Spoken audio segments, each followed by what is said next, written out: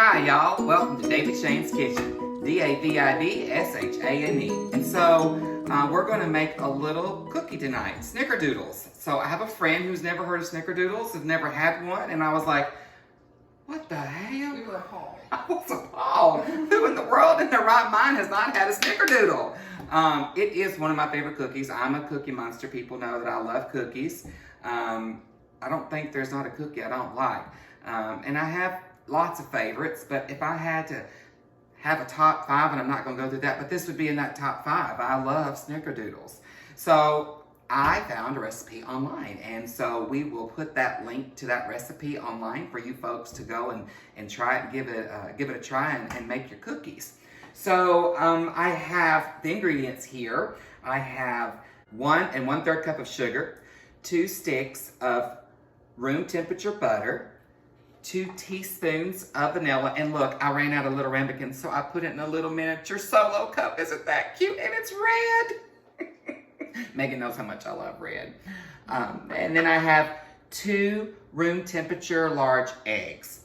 Then I have 3 cups of sifted flour. Now the instructions does not say to sift flour, but I always find sifting flour makes whatever I'm making just better. Lighter, fluffier.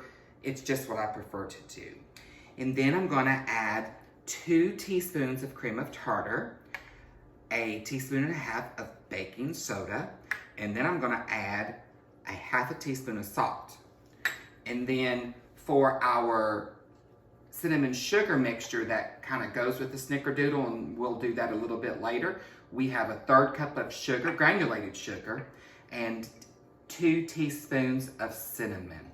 So we're going to get started, and we're going to sift I saved a little here, so I'm just going to sift this. Now, I like to sift my flour no more than 2 cups at a time. Now, I have a 4-cup sifter here, thanks to my roomie Megan. Now, some people will do this and then add their other dry ingredients to it afterwards. I like to just take it, and I put my cream of tartar in here. Put my baking soda in here. Now that was 2 teaspoons of cream of tartar, 1.5 teaspoons of the baking soda, and 1/2 teaspoon of salt. And then I'm just going to sift those together. Now, the recipe calls for unsalted butter. If you have salted butter, just eliminate the salt and just use your salted butter if you don't have any regular butter. That's what I would do. Now there's a little bit of salt in there, and I'm gonna push that through. So now I have my dry ingredients all ready together. Megan, have you ever made Snickerdoodles? And Megan likes to bake. She's a very good baker. She has even made a cake for me, well, it wasn't for me, you made it for somebody else for a birthday, and You insisted I bought it from the store. I could not believe she made it. I just could not believe it. It was too good and too pretty. And that's not talking against Megan, but I was just shocked. I've never seen her. I'm not a very patient person. I don't do much decorating. It was beautiful, on top of being absolutely lovely. But yeah, Snickerdoodles were the first cookie I decided to try and bake, and that's kind of where I started loving baking cookies. Yeah. Having a little bit of glass of sweet tea tonight in my stainless wine glass. You can use these for so much more than wine. So, glass of Southern wine here, sweet tea. So let's go ahead and get started. I'm going to add in my 2 sticks of butter. Can't ever have enough butter. And we're going to cream these 2 sticks of butter with the 1 1/3 cup of sugar. We're going to get those creamed together first. We're going to start on a slow speed and work that up to a high speed. And then we'll add in our wet ingredients.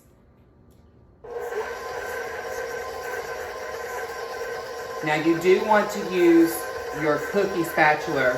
So if you have that cookie spatula, it scrapes the sides, then do it. And if you don't, just use your handheld rubber spatula here, and you can scrape both sides down as it goes along. Once this sugar gets incorporated with the butter, we can turn the speed up.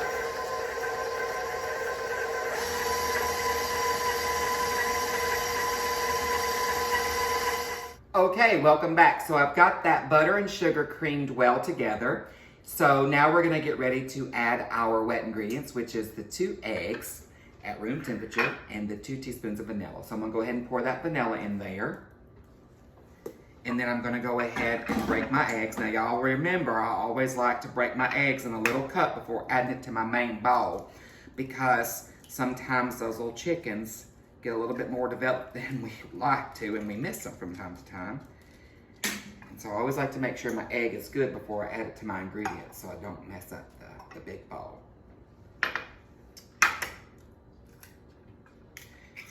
Once we add this, we're going to mix this on a medium speed until those wet ingredients come together. And again, always start on a slow speed so you don't get those wet ingredients splashing out of the bowl until it gets incorporated. And then you can turn that up to that medium speed.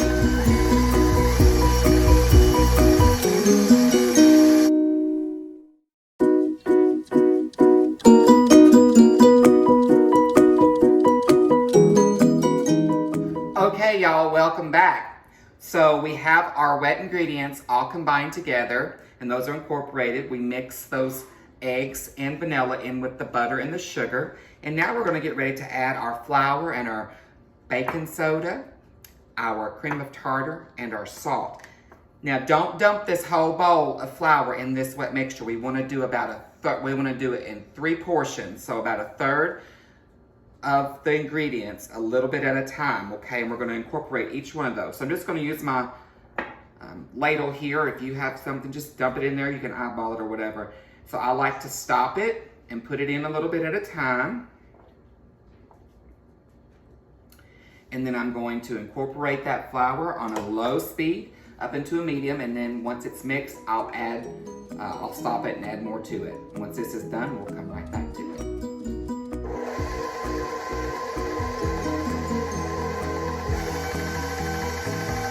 Okay, y'all, so I've got that first portion of the flour into the mixture and got it incorporated. So as we add this flour, your dough is going to become very thick, and that's okay. Remember to stop and scrape down the sides with your rubber spatula if you don't have the cookie mixer spatula for your mixer, okay? So we're going to get ready to add a little bit, the other portion of the next 1/3 of the flour. And you can just eyeball it.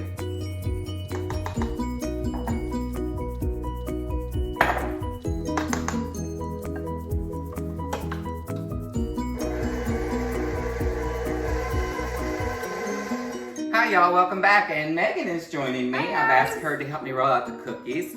But we're going to go ahead and get prepared to start making our sugar and cinnamon mixture. Perfect. But I would like to go ahead and talk about the temperature of your oven. It should be set at 375 degrees. The recipe is a very simple recipe. It states that there's no chilling involved, and it should take you about 30 minutes from start to finish to get all the ingredients mixed together, rolled out on your cookie sheet and in the oven to bake. It yields for 24 cookies. But tonight I want to make big cookies. We're gonna have jumbo cookies. I really like Snickerdoodles. So we're gonna double the size of the cookie balls, and we're gonna do 6 cookies per tray. And so I have my cookie sheet here, and I have these wonderful cooking mats. They're fantastic, so you don't have to worry about a nonstick. This is nonstick. It's really great and perfect. And so we'll do those in 2 batches because I only have 1 pan, but we'll do that in 2 batches. So let's go ahead and we're gonna add our 1/3 cup of sugar. Perfect. And then we're gonna add our 2 teaspoons. It calls for 1.5 teaspoons, but I gave a little bit more, so almost 2 teaspoons, because I like a lot of cinnamon. We like our cinnamon in this house. I like a lot of cinnamon. And then I'm just gonna take a little whisk, and I'm gonna whisk those together, just like that. Give it a good whisk. Well, it's always great too, because we love to bake in this house. So no matter when we have a craving for some homemade cookies, homemade cake, we always have the ingredients right there in the pantry. So, Megan, we're gonna probably make, now the dough is thick. It's really thick, you can see. It looks almost like a Play-Doh. You could just use a little spoon to pull it up. And we're gonna just take it, put it in our hands. We're gonna give it a squeeze to get it together, and we're gonna roll it like this into a little ball. Well, it's not a little ball, it's a big ball. That's a little bit bigger looks like. Yep, about that size. And then we're going to roll it in our sugar mixture lightly, just like this, our sugar and cinnamon mixture.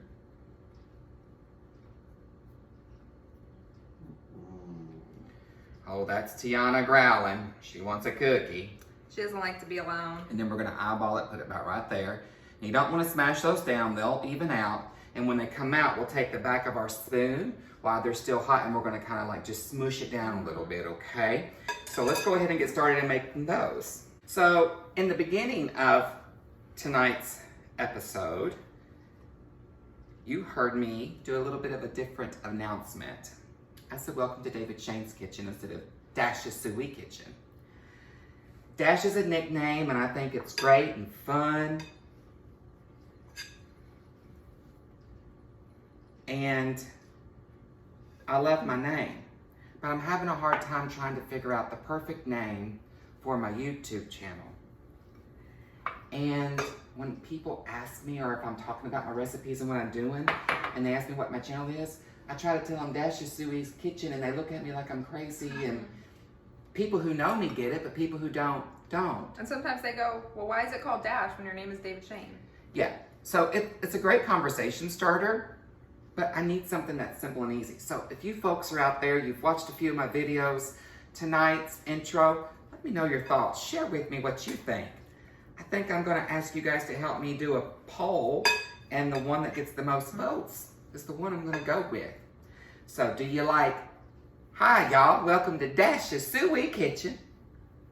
Or do you like... I think that's the most relaxed you've ever said. Hi y'all, welcome to David Shane's Kitchen. DAVIDSHANE.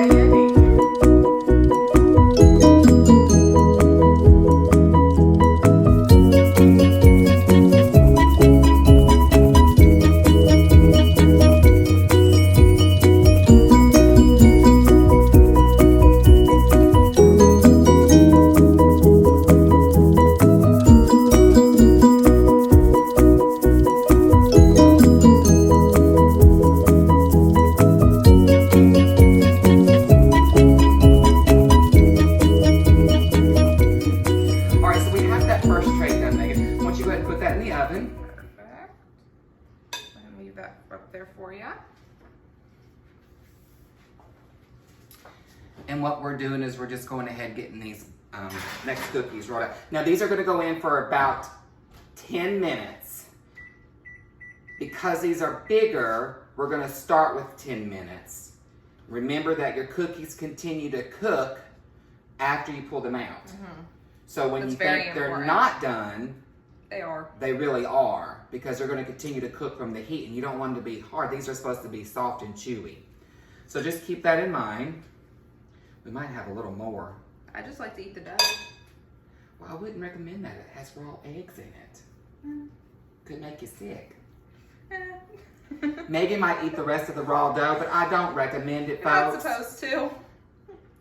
But they did come out with some edible cookie dough. They do have edible cookie dough. Mm-hmm. That is okay. I wouldn't do it any other way. Don't just go buy the tube and eat it like I do. That's not smart. We'll save you one ball to eat. I wonder how they bake in the toaster oven. We should try it. We should try it. No. Experimentation. No.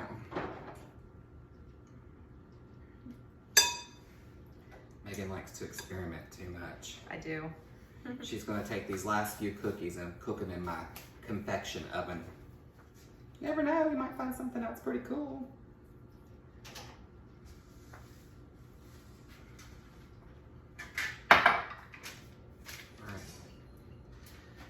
So we've got those all done and rolled out, and so Megan's gonna do a little bit of an experiment with our convection oven because we had some extra dough left over, and she's going to put them in there and see how they cook in that little convection oven. We'll give you the results of it. What are you setting the temperature on, Megan? Around 350, and I'm gonna do it for about 5 minutes to start. 5 minutes, and do you have, what setting do you have it on? Do you have it on the bake or the turbo? I have it on the bake. Okay, so we'll try it. It's a smaller, compact little oven. And then Megan likes raw cookie dough, so I'm gonna excuse her from camera and let her enjoy that. Thank you. Again, please be careful. Don't recommend eating raw cookie dough because it has those eggs in there that's not cooked. Don't try this at home. But they do have a edible cookie dough in your local supermarkets. So while those are cooking, we'll get set up to bring them out, and we'll see you in just about 8 minutes. Hi, y'all. So we've got our first batch out of the oven. It took actually 14 minutes because remember, we cooked them, we made bigger cookies. So it took a little longer than the 10 minutes. So about an additional 4 minutes. I would actually watch it because one of my cookies here got a little darker. Anyway, when these come out, you're gonna take the back of a spoon and you're just gonna smash them down a little bit because these are big and fluffy, and that's what the instructions say. So I've got one here, and what I did is just kind of smash it down a little bit, just like that. Now they're gonna continue to cool about 10 minutes on this cookie sheet, and then we'll transfer them to our cooling rack, and then we'll give them a little try after they cool a little bit longer. We'll see you in just a few minutes. Well, hey, welcome back. So we got all the cooking of the cookies done, and we let them cool for about 10 minutes on the cooling rack. It smells so good in here. The first batch we kind of smashed with the cookie like the instructions said, and they kind of crumbled a little bit and we broke. went to take them off and put them on the plate, like they started to kind of break on us. Then Megan's cookies, her little experiment with the convection oven. As they fly off the plate. So Megan, why don't you tell us what you did and talk to me about your little experiment